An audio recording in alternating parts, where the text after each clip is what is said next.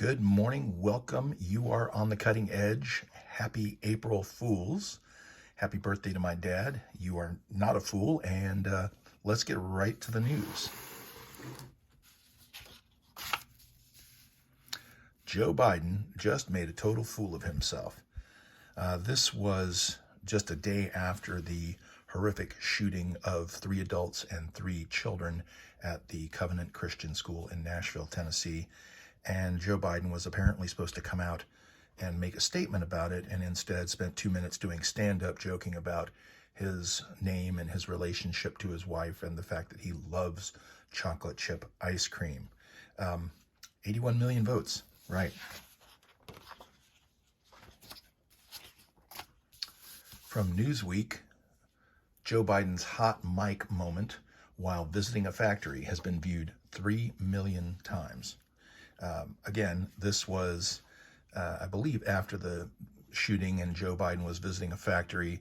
And you can see, if you go to the story and watch it, that he is literally being told where to go as he's going down this ramp. He's being told where he's going to stand, who he's going to talk to, etc. And I realize that some of this is choreographed for the, for the ease of the Secret Service. But again, it just plays into the narrative that Joe Biden is losing his mind and has to be told what to do. There's been several incidents where, you've seen where he has note cards that tell him where to sit and when to stand and who to talk to, etc. And since we're going there, this is why Joe Biden's handlers feed him so much ice cream. I read this article, I think this was from PJ Media, and it talks about how ice cream is very soothing, and it helps to deal with people that have Alzheimer's and dementia. And there's a link to this flyer right here from the Alzheimer's Association Caregivers Tips and Tools. And it talks about how people that have Alzheimer's and dementia lose the ability to manage their own coping strategies. And so when they get easily frustrated.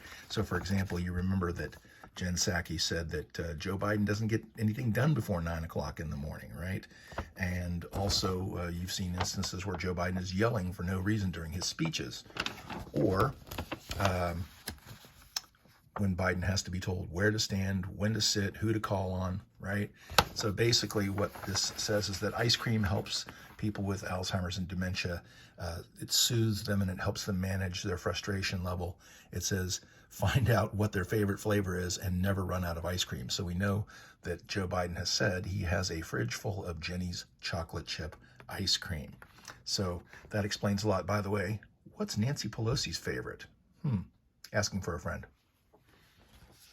Okay, this is also from PJ Media. This came out, I believe, a couple of days after the shooting in Nashville. And I encourage you to go to PJ Media and just, look for Trans Activists Nashville Shooting. It's got some tweets and a video from transgender activists, totally unhinged, calling for violence against Christians, calling for violence against anybody who doesn't support their lifestyle.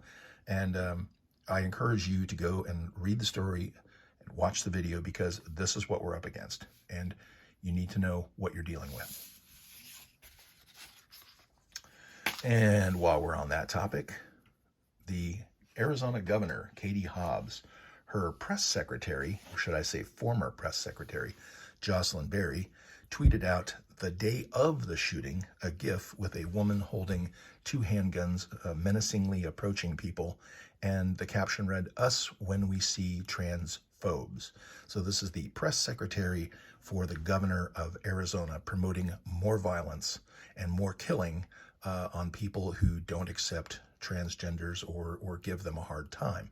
So it took 3 days, from the 27th to the 29th, before Miss Berry resigned. The governor did not fire her. The governor allowed her to resign, and the governor made some really weak, watered-down statement.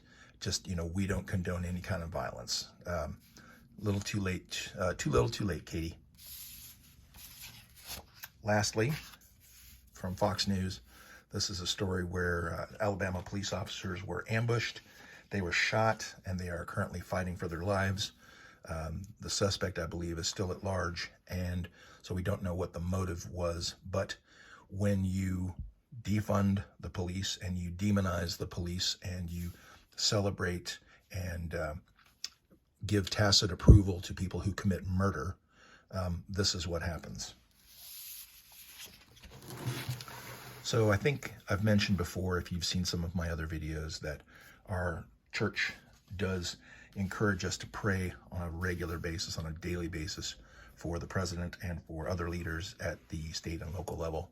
And I do that, and I encourage everybody to do that. I think we should pray for the families who lost loved ones at the Covenant Church. I think we should also pray for the mother who lost, the mother of the shooter, because she did lose a child. That being said, I also pray Psalm 109 verses 6 to 20 on a regular basis for those leaders in this country who do not have our best interests at heart and who are actively trying to destroy this country and destroy the American way of life. That's my 2 cents. I appreciate you guys watching. Have a great day. Bye.